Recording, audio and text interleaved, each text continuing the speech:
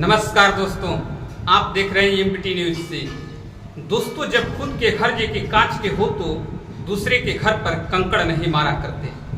दोस्तों, जब इंसान खुद की गुनाहों से भरा हो तो फिर कि दूसरे के ऊपर की उंगली उठाने की जरूरत नहीं बनती। लेकिन दोस्तों, आप लोग को मालूम होगा कि अपने देश के जो गृह मंत्री हैं वह लगातार किसी न किसी व्यक्ति पर की उंगली उठाते रहते हैं।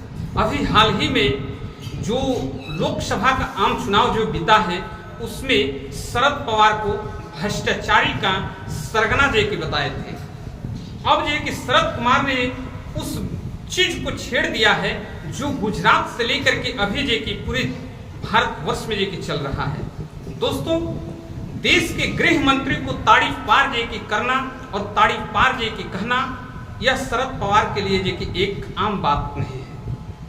इसके लिए उनके पीछे कि कुछ पुख्ता की जानकारी है, जिसकी वजह से कि वह गृह मंत्री को ताड़ी पार के बोलते हैं और ताड़ी पार से सावधान रहने के लिए कि बात किया करते हैं शरद पवार जी। शरद पवार को भ्रष्टाचार का सरगना कि जब बताए अमित शाह जी, उसके बाद से यह कि तूल की इतना जोर पकड़ा, इतना कि ज्यादा पकड़ा। इसमें कि जरा ध्यान दीजिए, आप कि स्क्रीन पे देख भी सकते हैं। केंद्रीय गृह मंत्री अमित शाह का एनसीपी प्रमुख शरद पवार पर दिया गया बात कि तूल पकड़ता जा रहा है। दोस्तों, तमाम आरोप प्रत्यारोप के बीच शरद पवार ने खुद अमित शाह पर निशाना साधा है और पलटवार करते हुए कहा है कि यह अजीब व्यक्ति है और व्यक्ति है जो सुप्रीम कोर्ट ने गुजरात से बाहर कर दिया था अमित शाह को 2 साल के लिए। ताड़ी पार की कर दिया था, गुजरात से बेदखल कर दिया गया था अमित शाह को। वहां के होम मिनिस्टर गृह मंत्री थे उस टाइम, 2010 की बात है। लेकिन दोस्तों कि उसमें भी इस बात को कि ध्यान नहीं दी अमित शाह जी और दूसरे के ऊपर कीचड़ उछालते रहे। दोस्तों, कि शरद पवार जी आगे लिखते हैं, आगे कि बोलते हैं कि इतने महत्वपूर्ण विषय होते हुए सुप्रीम कोर्ट ने जिस व्यक्ति को ताड़ी पार कर दिया वह व्यक्ति आज देश का गृह मंत्री बना बैठा हुआ है। यह कि देश के लिए दुर्भाग्य की बात है। अब क्या दुर्भाग्य है और क्या दुर्भाग्य नहीं है, इस पर कि सोचना और समझना एक अलग विषय है। लेकिन दोस्तों, जरा इस बात पर कि ध्यान दीजिए कि इतने महत्वपूर्ण मंत्रालय का नेतृत्व कर रहे अमित शाह को सोहराबुद्दीन शेख फर्जी मुठभेड़ मामले में 2010 में 2 साल के लिए राज्य से बाहर कर दिया गया था। सुप्रीम कोर्ट ने किया था, यह शरद पवार जी की बता रहे हैं। लेकिन दोस्तों, 2014 में मामले में कि बरी कर दिया गया था अमित शाह जी को और आज वह गृह मंत्री जी की देश के बन बैठे हुए हैं। यह एक अलग विषय है।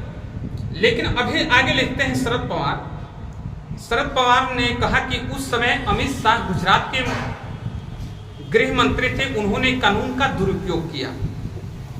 सुप्रीम कोर्ट ने राज्य में कानून व्यवस्था बनाए रखने के लिए उन्होंने गुजरात से ताड़ी पार करने का आदेश दिया।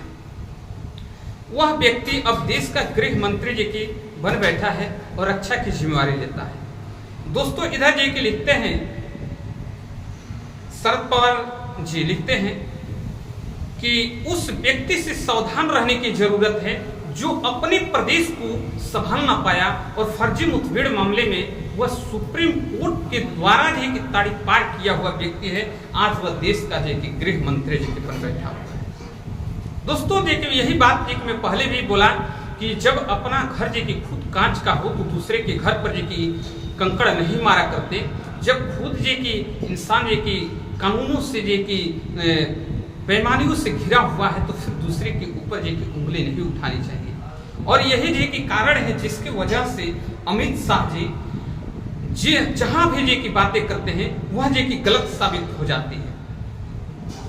एक तो आप लोग को जानकारी होगा कि बैसाखी के सहारे ये लोग कि चलते हैं, फिर भी वह बैसाखी का भी कि वह प्रवाह नहीं करते और क्या बोलना है क्या कहना है यह कि बोलते चले जाते हैं।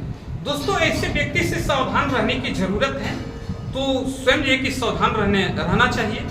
आगे जो भी जे की बातें निकल करके सामने आएगी जरूर बताया जाएगा। खबर बड़ी है, इस बात पर जरूर ध्यान दीजिए।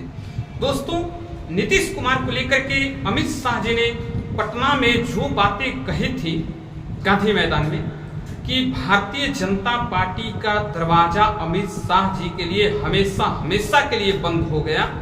आज वही अमित शाह जी और नरेंद्र मोदी जी नीतीश कुमार के सहारे की आज केंद्र में जी के बैठे बने हुए हैं। एक प्रधानमंत्री और एक गृह मंत्री है, और वही एनसीपी के अध्यक्ष जी के शरद पवार को जी की भ्रष्टाचार का सरगना बताकर जी की संबोधन करने वाले अमित शाह जी को शायद इस बात का जी याद होना चाहिए, इस बात का ज्ञात होना चाहिए कि वह खुद ब खुद जे कि 2 साल के लिए अपने प्रदेश से सुप्रीम कोर्ट के आदेश के द्वारा बेदखल कर दिए गए।